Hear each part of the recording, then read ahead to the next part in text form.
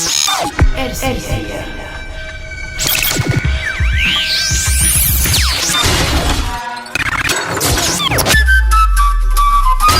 أهلا ومرحبا بكم مستمعينا على إذاعة الناظور الثقافية. الليلة نحطكم في الإطار، نحن في سهرة السينما في الليلة قبل الختامية من الدورة 22 المهرجان الصيفي بالناظور. ليلة السينما ليلة تقترح عليكم فيلم معناها مزيان برشا، بورتو فارينا للمخرج التونسي والأكاديمي التونسي سي إبراهيم الطيف، واللي هي تعتبر بادرة معناها وأول مرة يجي مخرج تونسي معروف باش يقدم الفيلم متاعه في منطقة الناظور اللي هي أحد المناطق الداخلية من ولاية زغوان كما تعرفوا الناس الكل. مستمعينا مرحبا بكم في عالم السينما مع أحد أبرز المخرجين التونسيين اللي إن شاء الله يعطي الإفادة. سي إبراهيم مرحبا بك. أسلم مرحبا وشكرا على الاستضافة، وأنا سعيد جدا أن يكون أول مخرج يتنقل بالفيلم تاعه لهذه المنطقة الجميلة. حبيت نشكر صديقتي دليلة اللي اشتغلنا مع بعضنا، وهي محبة كبيرة للسينما وتشتغل في المهنة، واشتغلنا مع بعضنا في مقدسة اللي اقترحت علي القدوم إلى الناظور.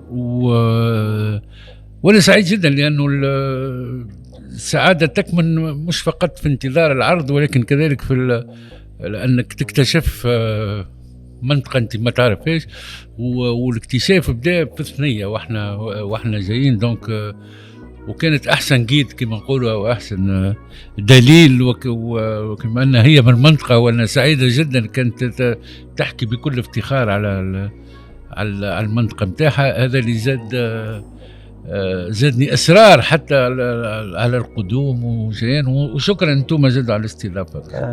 شكرا لك سي إبراهيم. مدام دليلة، للي ما يعرفكش شنو تنجم تقول؟ Alors, je suis Dalila Chokri. Je fais partie de l'association culturelle de Nadour depuis quelques mois.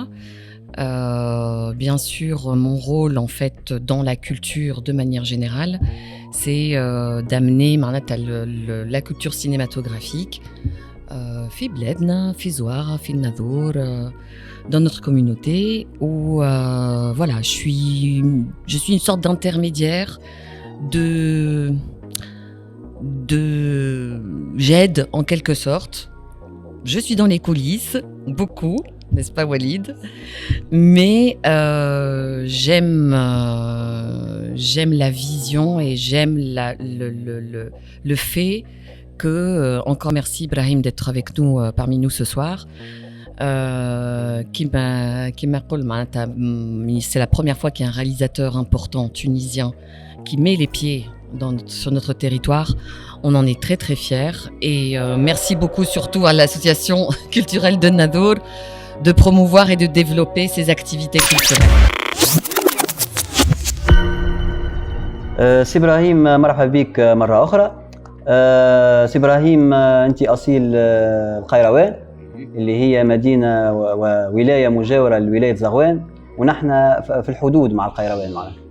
نحب تحكي لنا على تجربتك في السينما من القيروان إلى حدود اليوم. هي صحيح الانطلاقة من القيروان، لأنه أنا لم أدرس السينما، أنا ما قريتش السينما.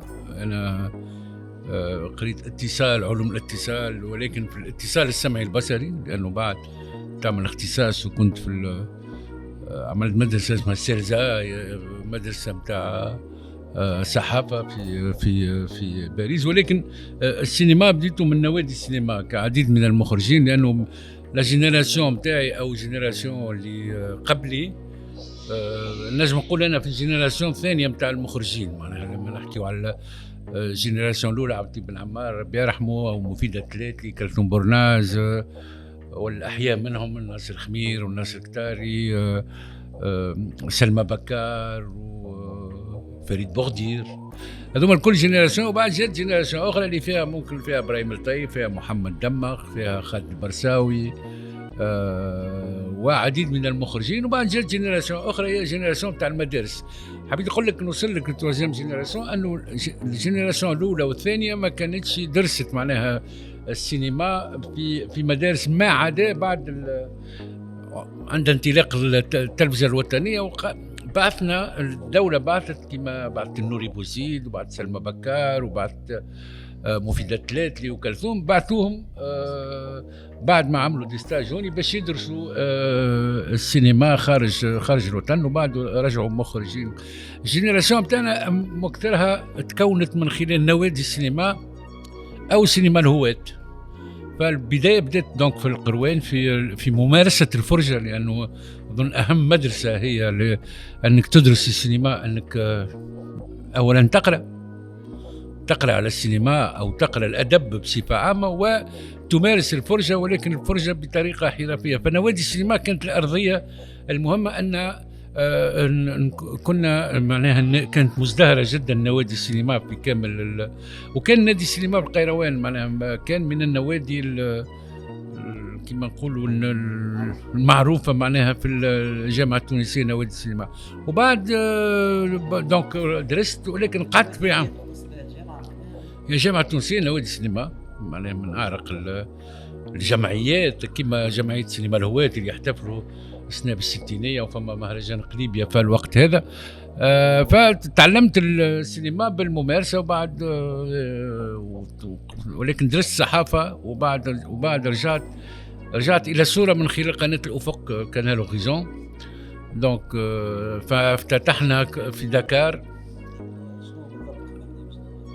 لا انا من الاول ما بديت في اداره الاتصال، وبعد اشتغلت كمخرج قناه الافق، وعملت ولكن عملت ديفيكسيون، ما عملتش لا هذيك برامج، ما كنتش في البرامج، كنت اكثر في وثائقيات اللي تعملوا وقتها في قناه الافق.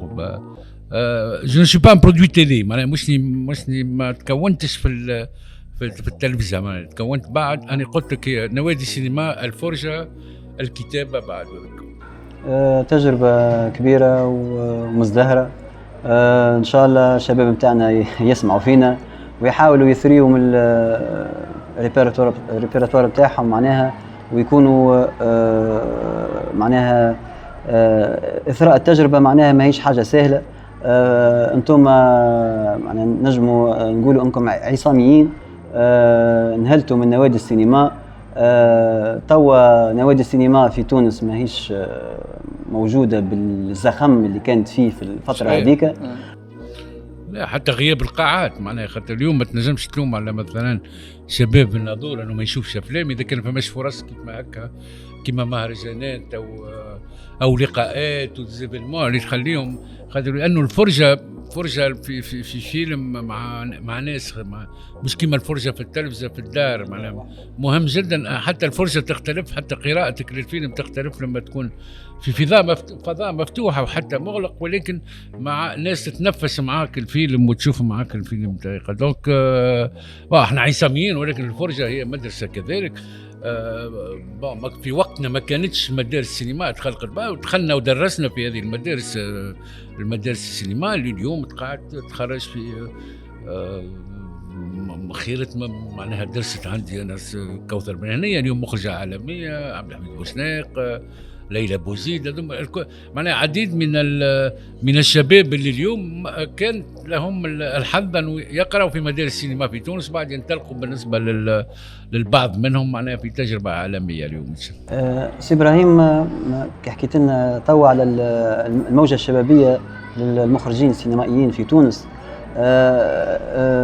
بك انت وبأفلامك معناها خرجنا من النمطية القديمة متاع الأفلام التونسية، وخرجنا من تشكل مخيال معين من تجاه معناها الافلام التونسيه شنو تعالج وعلى شنو تحكي بالضبط. تعتبر معناها حبيت نسالك اسكو تعتبر الموجه الشبابيه الجديده ناجحه 100% انها تعبر على اول حاجه على ذاتها وعلى التونسي توا في 2023، والا هي معناها متاثره برشا بالمدارس الاجنبيه في السينما؟ معناها اسكو فما ليدونتيتي تونيزيان موجوده والا شباب طاير في حاجه اخرى معناها ممكن تكون بعيده علينا؟ لا وقت يقولوا سؤال صعيب شويه ما لا صعيب وطويل، كانت انطلاقه نتاعو نمطيه السينما وبعدها هربت من النمطيه ذيك. هو سؤال ديما يطرح لا مش على افلامي، لا خليني ندافع على النمطيه نتاع الزملاء، لانه هي كل فتره انا حكيت لك على 3 جينيراسيون قبيله، حكيت لك فما فتره جات بعد الاستقلال، فالمواضيع كانت مهمه، المواضيع كانت هي التطرق الى واحنا في التحرريه واحنا في بناء دوله معناها بعد استقلال والكل. دونك من الطبيعي ان نراو افلام كما افلام تاع عمر الخليفي، الصراع او المتمرد، معناها كانت افلام انشطها الدوله في وقت الستباك والكل، وكان من الطبيعي ان تكون هذه الافلام معناها تتطرق الى التحرر وفتره ما بعد الاستقلال. بعد جت فتره اخرى، فتره 74 وفتره التعاضد وفتره شفنا افلام تاع اللي عبد اللطيف بن عم، فتره السياحه شفنا افلام اللي رفضت مثلا السياحه النمطيه اللي كنا عايشين، او تغول السياحه على القطاعات وخاصه على التركيبه السوسيولوجيه نتاع المجتمع في الوقت هذاك. فجاء دونك السينما هذيك كانت اكثرها اجتماعيه، سينما سوسيال. نشوف فيلم ناصر كتاري comment il s'appelle le film de Nasser Ktari, le film qui était à la quinzaine des réalisateurs وقتها لا رديف علي العبيد. اما الكتاري عمل فيلم على ليميغراسيون وقتها، ولا فيلم محمود بن محمود ترافيرسي، ولا فيلم عبد اللطيف بن عمار انسي سامبل استوار اللي كان هو اول فيلم تونسي يكون في المسابقه الرسميه في كان. فكان السينما الاجتماعي. وبعد هي مدارس مختلفه، مش انا ما نحبش كلمه نمطيه، ولكن انا اخترت اني نكون في الكوميديا الاجتماعيه مثلا، هذه اني اقرب للجمهور، اتطرق الى مشاكل اجتماعيه او مواضيع اجتماعيه لكن من خلال الكوميديا. اليوم الشباب عنده نظره، فما شباب ما قبل الثوره وشباب بعد الثوره، فشفنا افلام على الثوره، ورغم اني اعتقد انه ما زلنا ما عملنا حتى فيلم على الثوره يجسد الثوره، لانه ثوره ظفر العابدين او عديد من التجارب اللي جات على الثوره. اليوم الشباب يحكي في عنده هواجس اخرى، ولكن طبيعي انه المجتمع يتطور وانه السينما تكون مرآة المجتمع او مرآة الفتره اللي تعيش فيها. هذا كمان ما نجموش نحكيو على نمطيه لانه عرفتك حبيت تقول افلامي لا تحكي على الحمام او تحكي على اي. لا انا قريت لاني صحفي واعرف فهمتني، نعرف ما وراء السؤال. فهو من الأحسن أنك تسأل السؤال، لأنه هذه كانت ممكن تجربة الحمام أو تجربة صمت القصور أو تجربة عصفور السطح وتجربة صيف حلق البيض، ممكن في فترة ما كانت تجربة مهمة في السينما متاعنا. معناها يلزمنا نقبلوا السينما. احنا مرينا من أفلام، كانت عندنا أفلام، ولينا اليوم الحمد لله نحكيو على السينما التونسية حاضرة في المحافل الدولية، حاضرة في المهرجانات الكبرى، وهذا مهم جدا. معناه نبنيو سينما بكل الأنماط. ما نحبوش نبقاو معناها في اطار انه هي معناها مرحله التجربه، معناها بقينا لانه في تونس ما فماش صناعه سينما وبعاد على صناعه السينما، ولكن نلاحظوا انه كل مجموعه تحاول معناها حسب البيئه اللي موجوده فيها تعمل ما يسمى بتجربه سينمائيه جديده. ده صورت انه هو كل فيلم تجربه، والحياه كلها تجربه، والحياه كلها تجارب، وكل فيلم هو تجربة جديدة في حياة المخرج. فاحنا لا ان شاء الله ما نخرجوش من التجارب. هو مهم جدا ان نكونوا ديما في التجارب ونصبوا الى تجديد التجارب. انه ما فماش صناعة سينمائية، هذه امور اخرى. يعني لا يمكن ان نصنع صناعة سينمائية في غياب قاعات سينما. ما تنجمش تعمل انت صناعة سينمائية وانت الجمهور نتاعك ما عندوش باش يتفرج، لانه هي عملية اقتصادية، لانه من المداخيل نتاع السينما باش تمول الافلام لكي لا تبقى رهينه الدعم العمومي وتقعد. فلو كانت فما قاعات سينما ممكن السينما، احنا وصلنا كانت عندنا 115 سينما 115 قاعه بعد الاستقلال، احنا اليوم في 20 قاعه. ان شاء الله الامور بدات تتحسن بقدوم لي جران جروب هذوما كوم باتي وكل غومان والكل، ولكن يا ريت زاد يتلفتوا كذلك الى جهات كما هذه باش لكي لا يبقى السينما ايفينمونسيال او مهرجان. هذيك ما بتنجمش تكون انت تقول تاخذ مثلا الناظور، بتنجمش. انا ما نجمش نلوم على واحد في الناظور انه ما يعرفش السينما التونسيه، لانه ليست له اي فرصه انه يشوف السينما التونسيه، مع ده بعض التجارب في التلفزه، وبعد التلفزه معناها انه لقاءات مع المخرج ما فماش، انه السيني كلوب ما فماش، نادي السينما، لانه المهم هو النقاش في الافلام، يعني مش فقط الفرجه. صحيح. انا حكيت على التجارب مهمه للغايه، ونبقاو ديما نجربوا، ولكن معناها نحن نحكيو على فيلم مصري او فيلم هندي او فيلم امريكي، فما بعض المعالم الخاصه بتلك الافلام. ديما نتسائل، معناها ما نحبش نرجع اللي سميته انا بالصوره النمطيه على الفيلم التونسي. فما تجربه جديده ان شاء الله بالحق تعمل بالحق. هذاك تتفرج في الفيلم حتى ميوت ما فماش صوت تقول فيلم تونسي، فهمتني؟ نحب نوصلوا ما يسمى بهويه معينه لافلامنا. ممكن ما يتولي فما صناعه سينما، ممكن نوصلوا للحكايه هذه. هو سريع بعيد صحيح، ولكن لا مش مطلب تاعك بعيد، ولكن القراءه هي صحيحه وخاطئه، لانه الامريكي او المصري او الهندي هو يحبك تتفرج في الافلام هذيك، لانه راهو في امريكا كذلك فما ما يسمى بالسينما دوتور، فما السينما المؤلف اللي ممكن فما فوالا اللي ما نجموش نشوفوها الافلام هذه، لانه حتى في امريكا ما تستقطبش الجمهور. فهذه الصوره النمطيه للفيلم الهندي او الفيلم المصري او الفيلم هذا ما يريد من خلال القنوات والتلفزيون، هذا اللي نتفليكس وكل هذا اللي يخليك اليوم انت تتساءل ما هي النمطيه الموجوده في السينما التونسيه. نحط ميوت يطلع فيلم تونسي، لا مش صحيح. ولا يمكن ان انت اكون مدافع عشان على السينما التونسيه. انت ادرس ابراهيم وانا ما لا بس احنا نتناقشوا توا. مدام دليل، السينما في الناظور.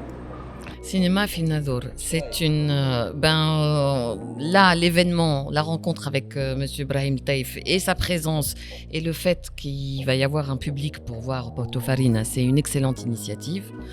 Inch'Allah معناتها ça va ouvrir sur d'autres événements ou comme disait Brahim tout à l'heure suffisamment de budget pour ouvrir un ciné-club.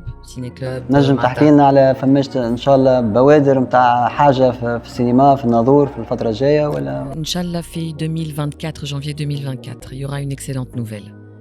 Inch'Allah. Quelques investisseurs, quelques sponsors. Inch'Allah. انتظرونا المستمعين بتاعنا، فما مفاجاه صار ان شاء الله. كان عندكم انتم دليله في الناظور خموا ان شاء الله جي سي سي في الناظور ان شاء الله. ان شاء الله كان سهل. جي سي سي في الناظور. نظن حتى انه هو اسم خلق نواه اولا نتاع نادي السينما، حتى تنجم تكون فما افيلياسيون مع الجامعه التونسيه النوويه او نادي السينما الواد بارتناريا، ينجموا يجيو يكونوا، لانه الجامعه تكون تجيب فوالا. هذا المهم انكم تعملوا كلوب، اما نادي تابع للجامعه التونسيه نوادي السينما او فرع من السينما اماتور، باش حتى معناها فما نحافظوا على الفرصه هذه، وان شاء الله الامور الاجرائيه باش نحكوا فيها في الكواليس كيفاش نعملوا معناها. مش مشكله، وحتى مدام دليله تعرفوا معناها الافيلياسيون سامبل. انتم عندكم جمعيات نجم تخرجوا من الجمعيه نادي السينما او المهم، لانه ذيك باش نجم تولي عندك حتى العروض، معناها الناس تولي تحب تجيب باش تعرض وكل. فهمت؟ ان شاء الله فكره طيبه، وان شاء الله نجسمها على ارض الواقع. بورتو فارينا هو رابع فيلم طويل نتاعي، معناها بعد ما يقارب 10 افلام قصيره. فيلم فيزا 2004 الذهبي في 2004. بورتو فارينا فيلم كوميدي اجتماعي، يحكي على فيلم نسوي، لأنه يحكي على دور المرأة في المجتمع التقليدي متاعنا. من خلال قصة واحد مهاجر جاء باش يتزوج رغم أنفه. فوالا واحد رجل محمد علي جسده محمد علي بن جمعة. دونك فما ممثلين مهمين، فما فاطمة بن سعيدان، محمد علي بن جمعة، محمد السياري، محمد دريس، جميلة شيحي، وجيه جندوبي، نجوى جهير، عديد من الممثلين. اسمها عديد من الممثلين. نسيت خاطر ديما نخدم انا ما على يسمى لا كوغاليتي، نخدم عليها دي فيلم كورو ويكونوا ما عنديش البطل المطلق في افلامي، عندي مجموعه يتنقلوا مع بعضهم او دي جروب كما شفنا في تشينيتشيتا وهز يوز وحتى في الفيلم معناها ان شاء الله الليله جمهورنا باش يتابع فيلم مزيان برشا ونسوي، وهذه كالعاده اول مره نحن ان شاء الله. هو عمل استيتيك زاد اشتغلت فيه برشا على الموسيقى اللي كانت لي زهير قوجه و Il y a des plans très spéciaux. اي اشتغلت معناها على الجماليه نتاع اول عمل نشتغل فيه كذلك على جماليه، انه حاولت اني نشتغل على ما يسمى معناها اون ايدنتيتي فيجوال اللي اي سونور اللي مرتبطه ببعضها في منطقه جميله اللي هي غر الملح اللي كان اسمها بورتو فارينا. مستمعينا تنجموا تشوفوا الحلقة هذه بعد ما سمعتوها على www.asiennador.tn. سي إبراهيم كلمة الختام. www.asiennador.tn. Merci. Madame Dalila. Merci. C'est bon. Merci Aïchko, merci beaucoup.